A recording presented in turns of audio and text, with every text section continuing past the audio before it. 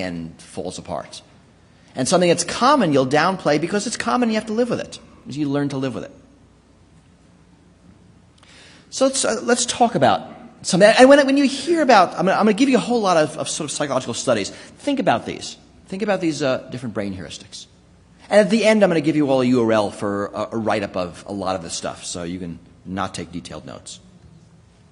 All right, so let's do some experiments. And these are all, a lot of these experiments have been repeated, especially the more common ones. This is an interesting one. This is looking at how we deal with risk. A lot of the studies are financial in nature. Now, so here's an example study. This is a very common way these sorts of studies will be set up. We'll divide you into two groups, or you'll be one group and you'll be the other group. And this group will give you a choice. I mean, so this is basically a survey question. And you choose between $500 or a 50% chance of $1,000. Right? And you choose between losing $500 or a 50% loss of $1,000. In some ways, this is a very Vegas type of a survey. Right? And you'd expect, and I'm sure you can ask, anybody who runs games in Vegas, and they'll tell you that some people are risk averse and some people are risk seeking, right? And the gamblers among you will tend to take the risk, and the non-gamblers among you will tend to, take the sure thing. Right? The expected value is the same. But, sort of whether you're risk seeking or risk averse. The data actually doesn't bear that out. Right? 84% of us will take the sure gain, and 70% of us will take the risky loss. So we are risk averse when it comes to gains and risk seeking when it comes to losses. Right? In economic models, this fundamentally makes no sense. This is unexpected. And when this showed up, the economists were sort of livid. I mean, they've recovered. And there's something called behavioral economics, which takes those stuff into account. But it took a good 20, 30 years before, the rational economic man was banished. Now, if you think about it evolutionarily, it sort of makes sense. Right? If we are a species at the edge of survival, which most species are, right, a sure gain, even though it's small, means you live to another day. Right? A big meal versus a small meal. You take the small meal now. Don't risk the big meal because you might get nothing. Right? On the other hand, if you're looking at losses, the sure loss is going to mean you're going to lose. But the risky loss means you might not. So you can see how a species would develop with this sort of thing. And there have been studies that have confirmed this, not the same way, in other man laboratory rats, which I think is really cool. So here's another study. You'll see this. This is called the Asian disease experiment. Again, we're going to ask you all to imagine a disease. So you're preparing for an outbreak of a disease that'll kill 600 people, like everyone in this room. And again, we'll divide into two groups. You will get to choose between two different remediation programs. Program A, 200 people will be saved. Program B, there's a 1/3 chance that everybody is saved and a 2/3 chance that nobody is saved. And you'll make that choice. And you guys will give C and D.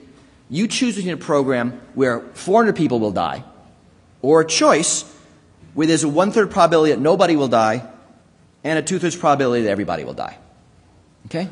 Now, unlike the previous study, those two groups are the exact same thing.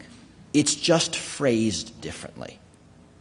The top half is phrased in terms of lives saved. The bottom half is phrased in terms of lives lost. They are exactly the same choice. But you still see the bias. Right? Phrased in terms of a win, 72% take the sure win. Phrased in terms of a loss, 78% take the risky loss. This has huge consequences in how doctors describe medical treatments to people, among other things. And this really shows the bias, right? This is just the bias. We're not seeing anything else. And this has been repeated dozens of times. This has been repeated across cultures. These are not anomalous results, because the first thing you look at and say, that's ridiculous. Does this man have a note for me? Turn off cell phone if you have one. It's over there, even though, all right.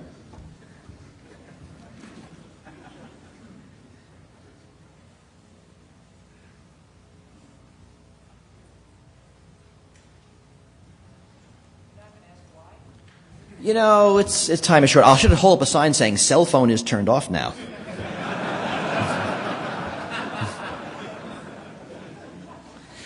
All right, so here's another experiment, something called an endowment effect. Basically, once we get something, we kind of feel like we own it. And here's some two experiments that illustrate that. Actually, let me tell you about some of these. If you start reading enough of these psychological surveys, you realize two things. One, the typical subject of one of these surveys is a college student. And the typical prop for one of these surveys is something you can buy in a college bookstore. Right, so here's one of them. It's called the mug experiment. We will take a bunch of you and give half of you a mug. Here, it's yours to keep. And then we will ask you, those who have a mug, how much would you be willing to sell it back to me for? Right? And then we will ask those of you who don't have a mug, how much would you be willing to buy the mug for? Right? Normal economics says there's some price of this value for this mug, and you guys will hit some normal distribution around it.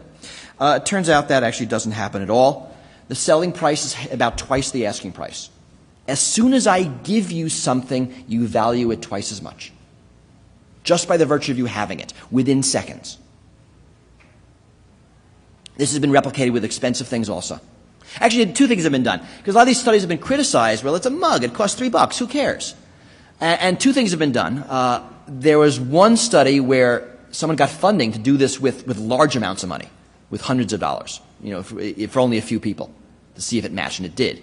And someone else had a great idea. So let's go to some third world country where $5 is a lot of money. And we'll do it there. And the results were consistent. So this is not based on small amounts. Second experiment, which is similar, is the pen mug experiment. We'll give half of you a pen and half of you a mug.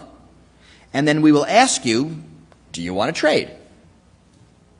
And again, you'd think there'd be some normalized ratio of the value of the pen to the mug, and there'll be some bell curve, right? And the same percentage of people will want to keep a pen is as the same number of people who want to trade a mug for a pen, because the mug has sort of that relative value. That's not what happens. Most people don't change. Right? I give it to you and you suddenly prefer it. And you can survey people beforehand and ask them, would you prefer the pen or the mug? Is the mic down again?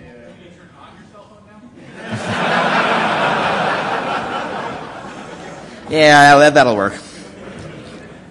Are we good now? Excellent.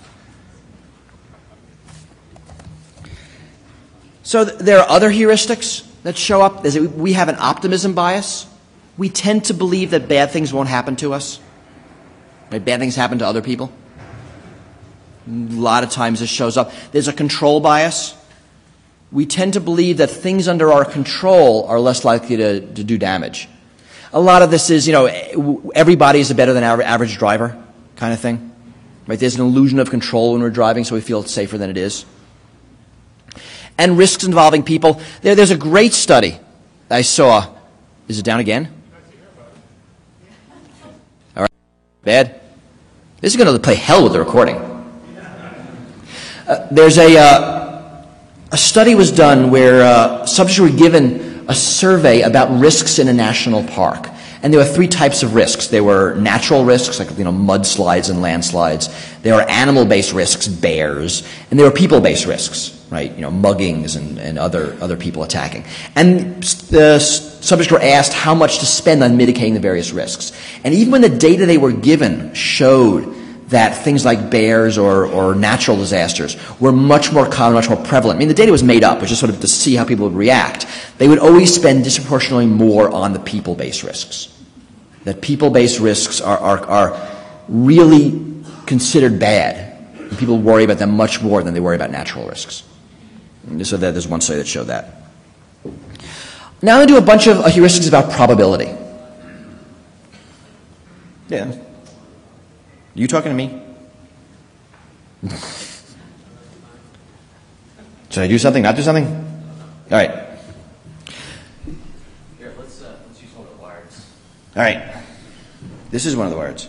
Yeah, it's maybe got a bad cable or something.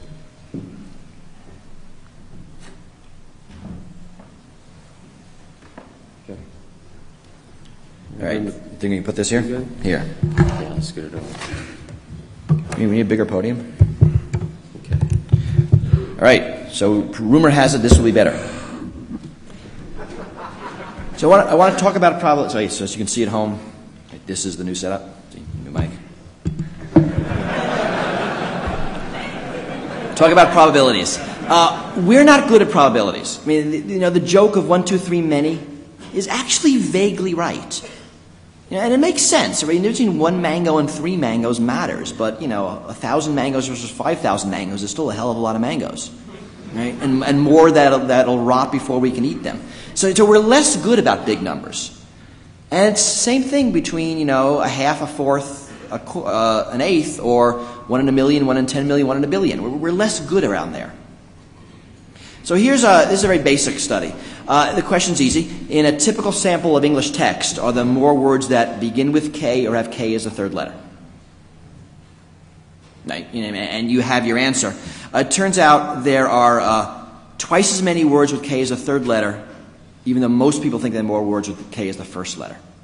And this is called the availability heuristic. And basically it says that we believe that something is more probable the easier it is to bring instances of it to mind. Right? So the easier it is to recall something, the more probable we think it is. It's actually a perfectly reasonable heuristic. Right? If you can remember lots of lion attacks, it's likely they're more common than tiger attacks where you can't remember any of them. So it's a really decent heuristic. It just gets screwed up when you add things like television, right? Which plays with that availability. Suddenly, something that is rare, you see much more because you see it on television over and over again. Another experiment that illustrates that, this is the football experiment, another college experiment. It's before the big game. We'll get people in a room, fans in a room, divide them in half, and ask them, you guys, you should visualize your team winning. And visualize what it feels like and how, what'll happen. And you guys will visualize your team losing. And sort of the same thing, visualize it richly in all the detail. Then we'll ask you, who do you think will win? These guys are more likely to think their team will win than those guys. Right? Because it's easy to recall what winning feels like. The same experiment was done, I think it was the 76 presidential election, which was Carter versus Dole. Right, a few days before, to visualize who would win and who would lose. Same thing. There's another heuristic for availability. It's called vividness. This is a neat experiment. We're giving people pieces of evidence in a drunk driving case. And there are 2 types of evidence. There's pallid evidence and vivid evidence. And half of you, we're going to give pallid evidence for the prosecution and vivid evidence for the defense, and the other half we're going to give vivid evidence for the prosecution and pallid evidence for the defense.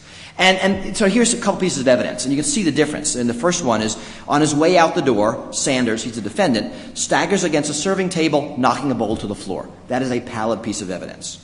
The vivid version is, on his way out the door, Sanders staggers against a serving table, knocking a bowl of guacamole dip to the floor and splattering guacamole on the white shag carpet.